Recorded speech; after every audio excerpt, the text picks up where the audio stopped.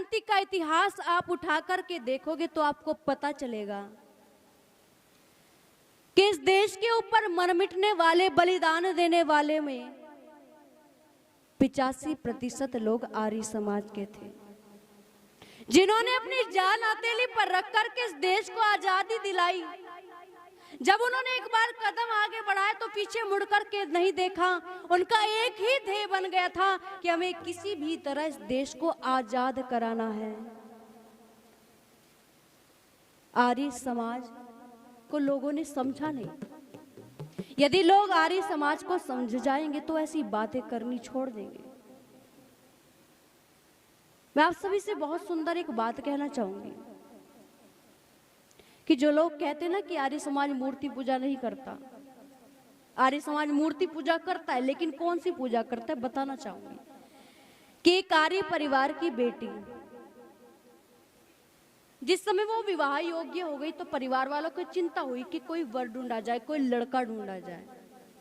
लड़की पढ़ी लिखी थी, गुरुकुल से पढ़ करके आई थी, आचार्य पास किया हुआ था, योग्य वर ढूंढने की तलाश की, लेकिन कोई भी महिला नहीं। खैर आर्यों में मिला नहीं, एक पौराणिक परिवार मिला। सोचा परिवार वालों ने कोई बात नहीं, परिवार अच्छा है, माता पिता अच्छे हैं, लड़का भी अच्छा कार्य करता है, क्यों जी यही सब तो देखा जाता है कि परिवार अच्छा हो, लड़का करता क्या हो, और यही सब देख करके उसका विवाह कर दिया गया। आर्य परिवार की बेटी की शादी हो गई पौराणिक परिवार। और जब वो अपनी ससुराल पहुंची तो सास ने कहा कि बेटी कल हमें मंदिर में देवी की पूजा करने जाना है, तो तैयार रहना। अब लड़की तो आर्य परिवार की थी, उसने मन ही मन विचार किया कि मेरे परिवार में तो आज तक किसी ने मूर्ति पूजा की ही नहीं। खैर उसने विचार किया कि यदि आज तूने अपनी सास को मना कर दिया ना तो आज से ही तेरे घर में कलह शुरू हो जाएगा, क्लेश शुरू हो जाएगा, और सास कहेगी कि कल की आई आज ही मुझे बातें बताने लगी। खैर उसने कहा कि कोई बात नहीं, जैसा माँ कहती ठीक है। अपनी सास से कहती कि माँ चिंता ना करो, जैसा आप कहोगी वैसा होगा। अगले दिन उसकी सास ने क्या किया, अपने मोहल्ले की औरतों को इकट्ठा किया, मोहल्ले की औरतों को इकट्ठा किया, बहू और बेटे को लेकर के गांव के एक मंदिर की ओर चल दी। और जिस समय गांव के मंदिर की ओर गई तो क्या देखा कि बाहर द्वार पर 2 पहरेदार खड़े हैं, और उन 2 पहरेदारों को देख करके वो बहू कहते कि माँ एक बार इन दोनों पहरेदारों से तो पूछ लो कि हमें अंदर जाने देंगे या नहीं जाने देंगे, कहीं ऐसा हो कि बिना पूछे जाएं। और फिर कहती है तुम बिना पूछे कैसे गई? तो उसकी सास ने कहा कि बेटी तू चिंता क्यों करती है, क्यों परेशान होती है? तो ये जो दोनों पहरेदार देख रही है ना, दोनों के दोनों पहरेदार पत्थर के हैं, और पत्थर की मूर्ति क्या कभी किसी को कुछ कहती है जी? कहती है? नहीं कहती ना। खैर कोई बात नहीं। वो मंदिर के अंदर गए, मंदिर के और अंदर गए तो क्या देखा कि हनुमान जी गदा लिए खड़े हैं। वो बहू फिर बोल पड़ी कि माँ चलो वहां तो काम चल गया, अब इनसे तो पूछ लो कि हमें मंदिर के अंदर जाने देंगे या नहीं जाने देंगे, कहीं ऐसे हो कि बिना पूछे जाए पीछे से गदा मार दे, और गदा मार करके कहे बिना पूछे कैसे गए तुम? तो उसकी सास कहती है तू भी बड़ी भोली है री, क्यों चिंता करती है? तुझे बताया तो था कि मंदिर के बाहर खड़े हुए 2 पहरेदार पत्थर के हैं, और ये हनुमान जी बोल दो पत्थर के हैं, और पत्थर की मूर्ति कभी किसी को कोई नुकसान नहीं पहुंचाती। मंदिर के अंदर एक मुख्य द्वार होता है ना। मंदिर का मुख्य द्वार के पास में पहुंची, और जिस समय द्वार खोला तो वो बहू क्या देखती है कि सामने शेर खड़ा हुआ है, और शेर के ऊपर शेरवाली बैठी हुई है जिसके 8 हाथ हैं। और जिस समय उस बहू की दृष्टि शेर की तरफ गई ना तो दौड़ पड़ी, वो चिल्ला पड़ी, और चिल्ला करके कहते कि माँ ये शेर तो मुझे खा जाएगा, माँ ये शेर मुझे खा जाएगा, माँ मैं मरना नहीं चाहती, अभी तो मेरी नई नई शादी हुई है, अभी तो मैंने आप सभी से परिचय भी प्राप्त नहीं किया, अभी तो मैं पूरे परिवार से मिली तक नहीं हूं, मैं मरना नहीं चाहती माँ। उसकी सास हंसी, वो हंसने लगी, कहती सच में बहू तो नीरी भोली मिल गई।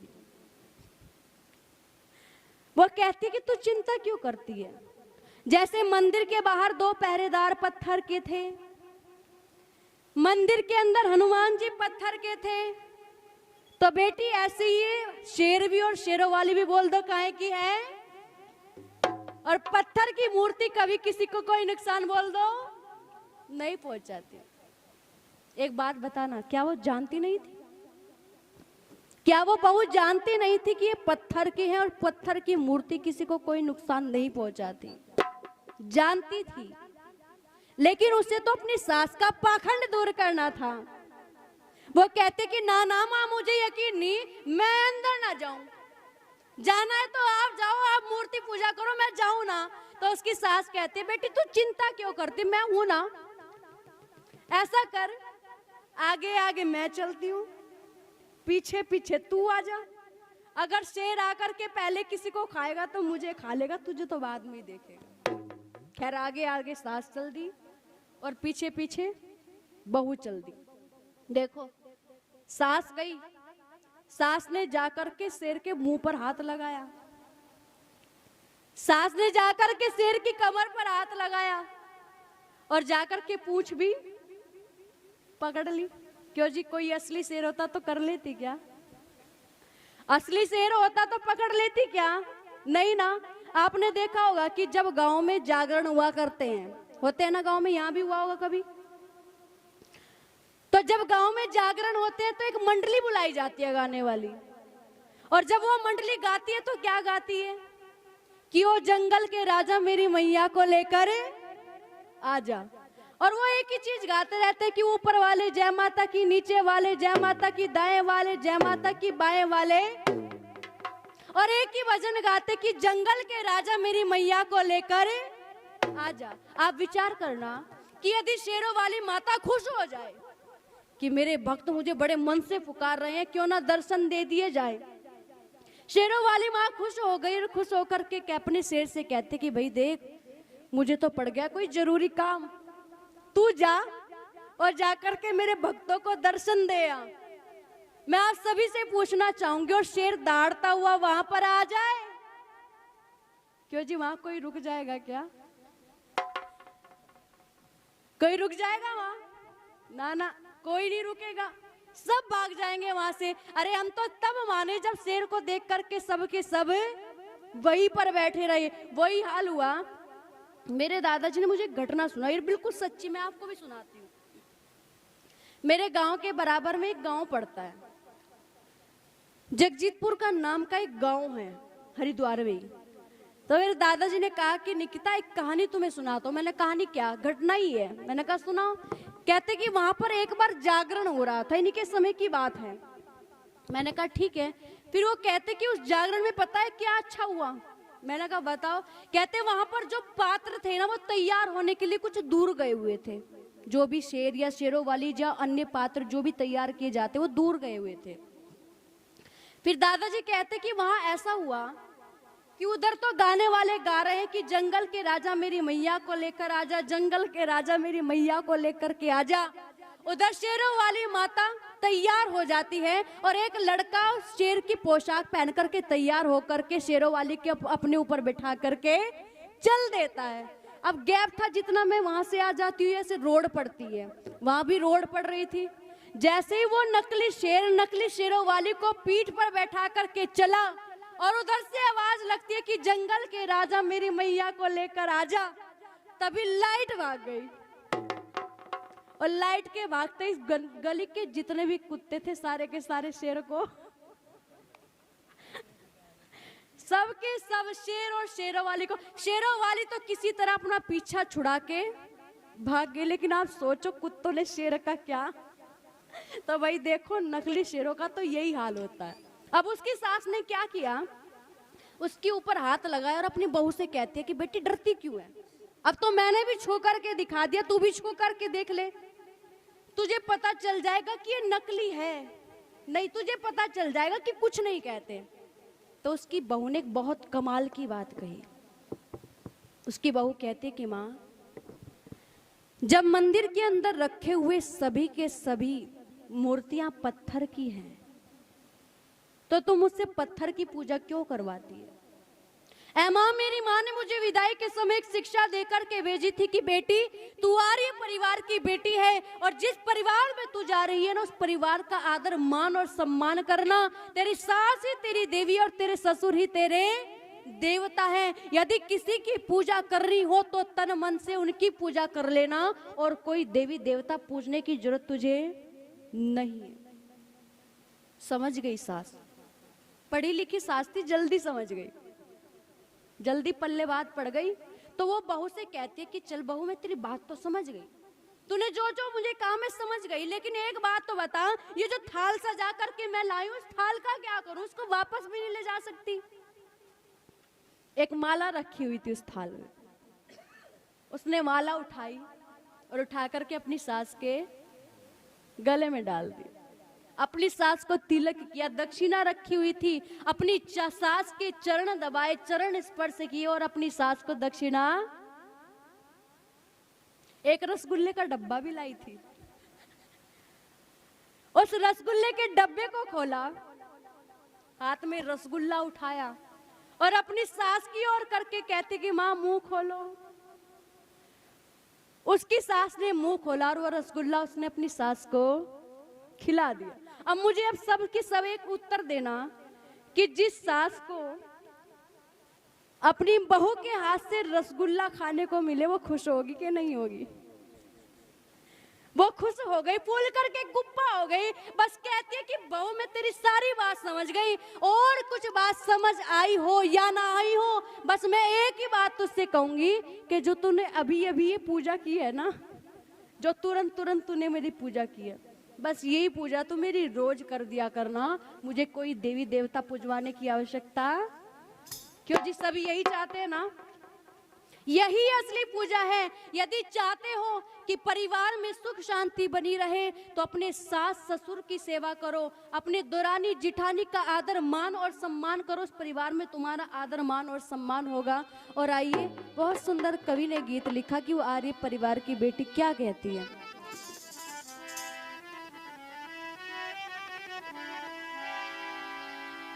मैं पत्थर पूजा ना करूं। एक काम करिएगा, मेरे साथ में गाते भी चलिएगा, ठीक है ना? गाओगी ना? सब गाती है, मेरे साथ गाना। मैं पत्थर पूजा ना करूं रे, मैं पत्थर पूजा ना करूं। हो मेरा, आ मेरा, ओ मेरा ईश्वर, मैं विश्वास, मैं आर्यों की लाडली। हो मेरा ईश्वर, मैं विश्वास, मैं आर्यों की। हो मैं पत्थर पूजा ना करूं रे, मैं पत्थर पूजा ना करूं। हो मेरा ईश्वर, मैं विश्वास, मैं आर्यों की लाडली। हो मेरा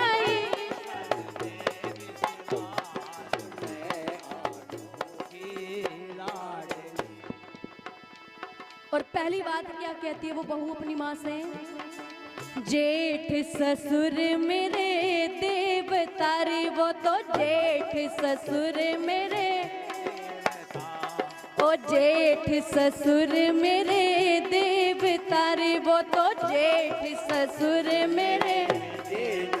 ओ मेरी, हाँ मेरी, ओ मेरी देवी है जिठानी सास, मैं आर्यों की लाडली। ओ मेरी देवी है जिठानी सास, मैं आर्यों की लाडली। मैं पत्थर पूजा ना करूं रे, मैं पूजा ना करूं। ओ मेरा ईश्वर, मैं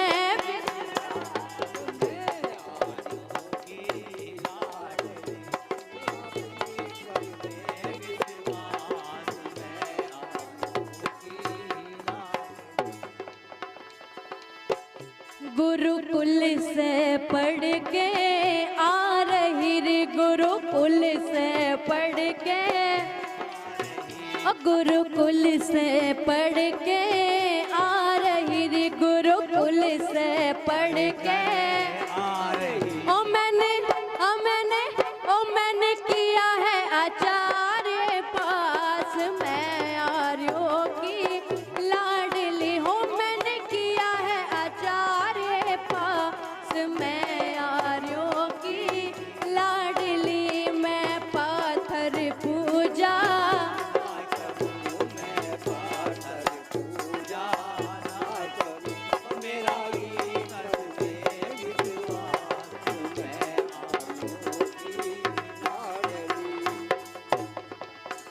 मैं संध्या दोनों समय करूं, मैं संध्या दोनों समय करूं रे, मैं संध्या दोनों समय करूं। ओ मैं संध्या दोनों समय करूं और हवन करूं परमास, मैं आर्यों की लाडली।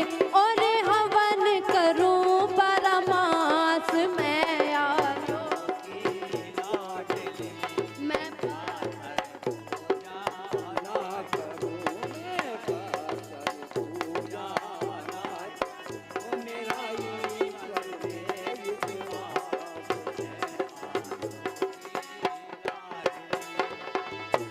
मैं पाखंडों में ना पसुरी, मैं पाखंडों में, ओ मैं पाखंडों में ना पसुरी, मैं पाखंडों में ना पसु। और क्यों? ओ मैंने पढ़ा है सत्यार्थ प्रकाश, मैं आर्यों की लाडली। ओ मैंने पढ़ा है सत्यार्थ प्रकाश, मैं आर्यों की लाडली। मैं पत्थर पूजा ना करूं रे, मैं पत्थर पूजा।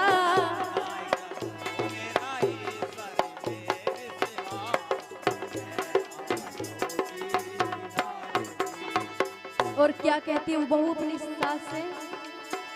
मेरे घर में शराबी ना घुसे, ओ मेरे घर में शराबी ना घुसे रे, मेरे घर में शराबी हो ना खावे, ना खावे, ओ ना खावे अंडे मांस, मैं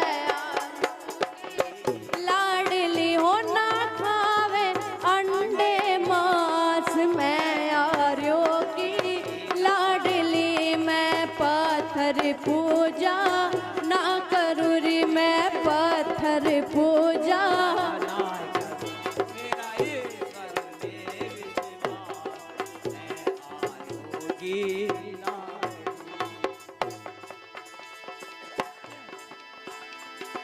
खेमचंद्र पाखंड कारी, वो तो खेमचंद्र ओ खेमचंद्र पाखंड का ओ करता है, करता है, ओ करता है पर्दा पास, मैं आर्यों की लाडली। ओ करता है पर्दा पास, मैं आर्यों की। मैं पत्थर पूजा